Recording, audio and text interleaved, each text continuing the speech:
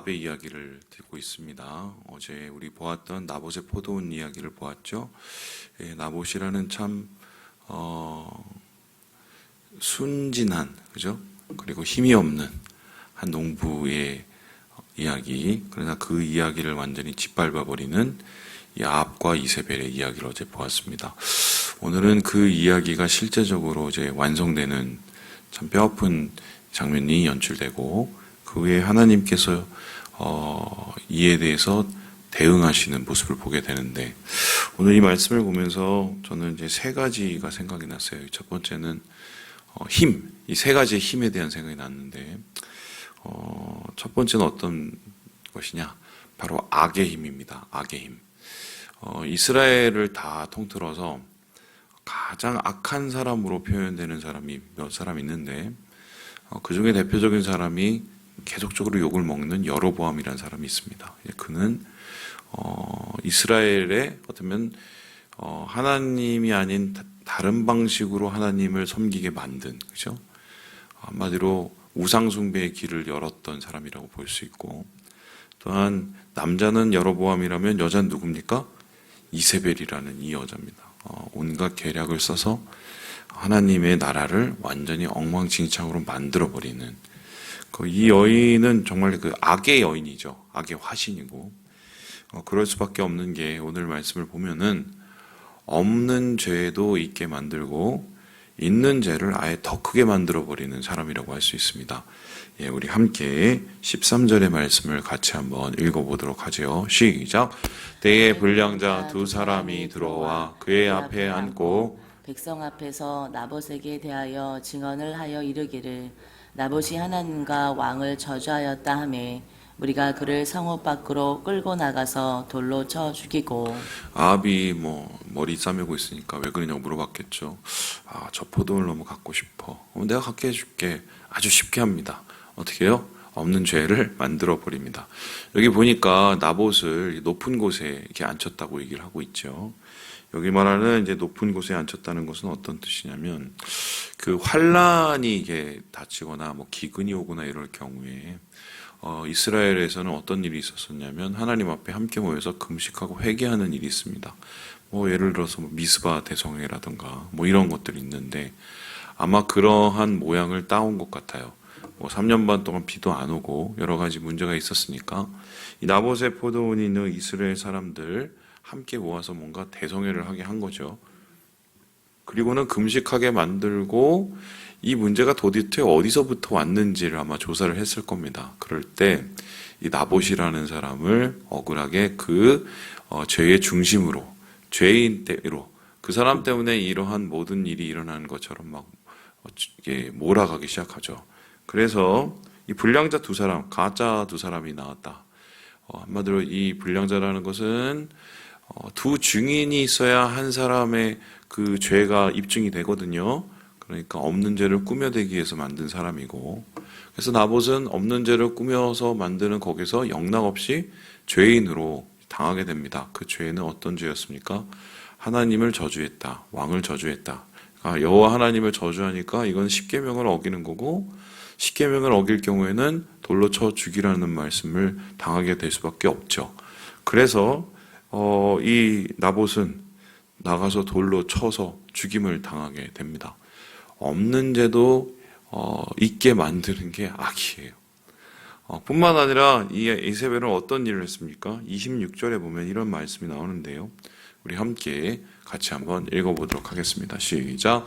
그가 여호와께서 이스라엘 자손 앞에서 쫓아내신 아모리 사람의 모든 행함같이 우상에게 복종하여 심히 가증하게 행하였더라. 그 전에도 이 여로보암으로부터 내려오는 우상 섬김이 있었지만, 그 우상 숭배를 아주 대중화시키고 모든 사람이 너무 자유롭게 우상 숭배하게끔 만드는 것이 누구 때문이었다? 이세벨. 이세벨이 자기 고향의 신인 바알과 아세라를 가져와서 그걸 가지고 적극적으로 홍보하는 전도사가 됐고요. 그리고 이 바알 선교사에 의해서 결론적으로 이스라엘 백성들, 북이스라엘이 완전히 영적으로 엉망진창이 되는데, 충격적인 이 고백이 아모리 사람의 행함같이, 모든 행함같이 라고 얘기했습니다. 아모리 사람이라는 것은 누굽니까? 가나안 사람들이 몰아낸 사람입니다. 이스라엘 백성이 몰아낸 사람인데 왜 이스라엘 백성들이 가나안을 정복할 수 있었습니까? 하나님께서 아모리 사람들의 죄를 심판하시기 위해서 이스라엘 사람들을 사용하신 거죠. 그런데 지금 자기들이 무너뜨렸던 그 죄인의 모습보다 더 엉망진창으로 이스라엘 백성들이 망가지고 있는 것을 봅니다.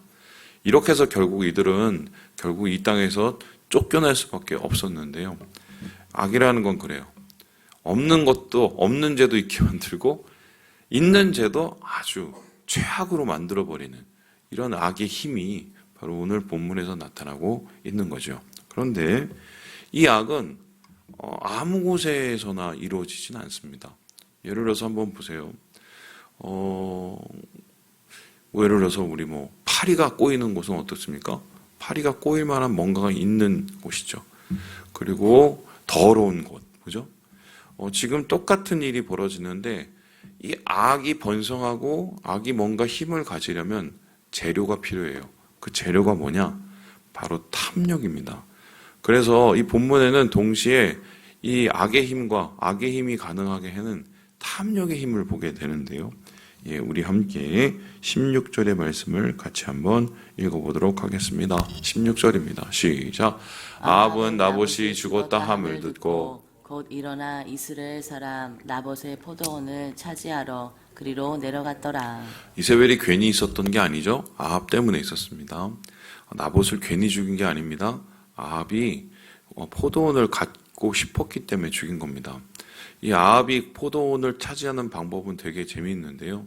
없는 땅에 가서 무주공산에 이렇게 깃발을 꽂는 느낌이에요. 그런데 아무리 나봇이 죽었다고 해도 그것을 왜 아합이 차지할 수 있었을까요?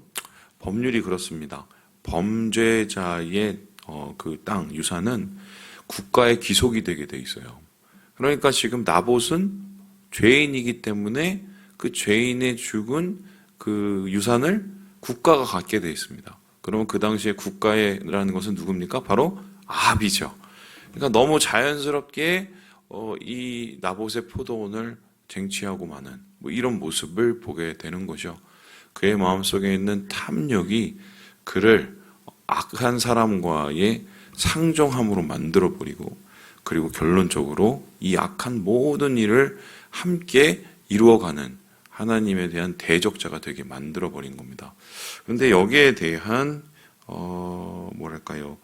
이 엘리야의 선언, 엘리야의 심판 선언이 좀 되게 눈여겨볼 만합니다. 이러한 탐욕에 쩔어 있는 이 아합을 가지고서 뭐라고 얘기를 하냐면 이렇게 얘기를 하는데요. 우리 함께 20절의 말씀을 같이 한번 읽어보도록 하겠습니다. 시작. 아합이 엘리야에게 이르되 내 대적자여 내가 나를 찾았느냐 대답하되 내가 찾았노라. 내가 내 자신을 팔아 여호와 보시기에 악을 행하였으므로. 여러분 그 갈멜산에서는 좀 친하게 지내는 것 같은데 갑자기 또 대적자가 돼버리죠. 이 엘리야를 향해서 이 대적자 놈아, 이 못된 놈아 이렇게 얘기를 아합이 했었을 때 엘리야는 뭐라고 얘기하냐면 야 너는 어떤 사람인 줄 알아? 네 자신을 판 사람이야 라고 했어요. 네 자신을 팔아서 악을 행한 자야 라고 합니다. 여기서 네 자신을 팔았다는 이 단어를 이 표현이 어떤 표현이냐면 노예가 되었다라는 겁니다. 그러니까 자기의 영혼을 팔아서 노예가 된 겁니다. 죄의 노예가 되고 만 거죠. 사람들은 왜 죄를 짓습니까? 사람들은 왜 악을 행합니까? 그 죄악의 기본 속성은 자기를 팔아버렸기 때문입니다. 뭐에 팔아버렸어요? 자기의 욕심, 탐욕을 채우기 위해서 자기의 영혼을 팔아버립니다. 그게 이제 인간의 아주 대표적인 습성이죠. 여러분 파우스트라는 책을 아시죠? 읽어보진 않았어도 그 내용이 어떤지는 아실 겁니다. 저도 한 권 사서 읽다가 너무 길어갖고 넘기고 나중에 이제 중간중간 보기는 했어요. 이게 뭐냐면 이제 파우스트라는 학자가 세상의 모든 지식과 모든 것을 이제 깨닫고 이런 과정이 있는데 그러한 모든 것을 위해서 자기의 욕구와 자기의 탐욕을 채우기 위해서 어떻게 합니까? 악마에게 영혼을 팔아버리죠. 뭐 이런 일들은 어떤 사람은 그게 지식이겠고 어떤 사람은 보통 돈이죠. 어떤 사람은 뭐 성공, 명예 뭐 이런 것 결론적으로 자기의 탐욕을 채우기 위해서 죄와 손잡고 죄의 노예가 되어버리는 그 과정. 바로 인간이 하나님을 떠난 이유도 그 때문이고 아담으로부터 내려오는 원죄가 우리에게 떠나지 않는 이유도 결국 이 탐욕이 자리 잡은 우리의 영혼 때문입니다. 그래서 이 탐욕의 힘이 얼마나 대단한 것인지를 오늘 말씀 속에서 다시 한번 깨닫게 되는 것입니다. 결국 이러한 탐욕과 죄악에 빠져버린 그래서 사람까지 죽이고 없는 죄도 있게 만들고 죄를 더욱더 악하게 만든 이 아합과 이세벨은 하나님의 심판을 받게 됩니다. 그 심판이 굉장히 충격적이었죠. 우리 함께 말씀을 읽어보도록 하죠. 예, 우리 함께 19절의 말씀을 같이 한번 읽어보도록 하겠습니다. 19절입니다. 시작. 너는 그에게 말하여 이르기를 여호와의 말씀이 내가 죽이고 또 빼앗았느냐고 하고 또 그에게 이르기를 여호와의 말씀이 개들이 나봇의 피를 핥는 곳에서 개들이 내 피 곧 내 몸의 피도 핥으리라 하였다 하라. 하나님께서 끔찍하게 얘기하셨죠. 네가 죽인 그 사람처럼 똑같이 당하게 되겠다. 어떻게 보면 더 비참하게 당하게 되겠고, 여러분 여기서 개들이라는 표현이 되게 중요한데, 개는 이스라엘 백성에게서 우리가 생각하는 그런 아름답고 귀엽고 우리의 반려동물 개가 아니라 굉장히 더러운 동물로 이게 알려져 있습니다. 왜냐하면 부정한 동물이에요. 개는 왜냐하면 자기가 뱉은 것을 다시 먹는 뭐 그런 거기 때문에 지금 하나님께서는 그의 최후를 가장 최악의 모습으로 다루시고 그의 죄악의 결론을 맺어버리시겠다고 엘리야를 통해서 예언하게 하십니다. 그런데 오늘 이 말씀에서 가장 놀라운 것은 이 죄악의 힘, 악의 힘보다 탐욕의 힘보다 더 큰 힘이 한 가지가 있습니다. 이제 그게 뭐냐? 바로 회개의 힘입니다. 우리 함께 29절의 말씀을 같이 한번 읽어보도록 하겠습니다. 시작. 아합이 내 앞에서 겸비함을 내가 보느냐? 그가 내 앞에서 겸비함으로 내가 재앙을 저의 시대에는 내리지 아니하고 그 아들의 시대에야 그의 집에 재앙을 내리리라 하셨더라. 놀랍죠. 이렇게 사람까지 죽이고 이렇게 모든 악을 저지른 이 아합을 하나님께서는 좀 이렇게 봐주세요. 정확하게 표현하면 이 심판이 유예가 되는 겁니다. 그럼 집행유예 아시죠? 뭐 징역 3년에 징역 2년에 집행유예 3년 뭐 이렇게 하시면 어떻게 됩니까? 하시면이 아니군요.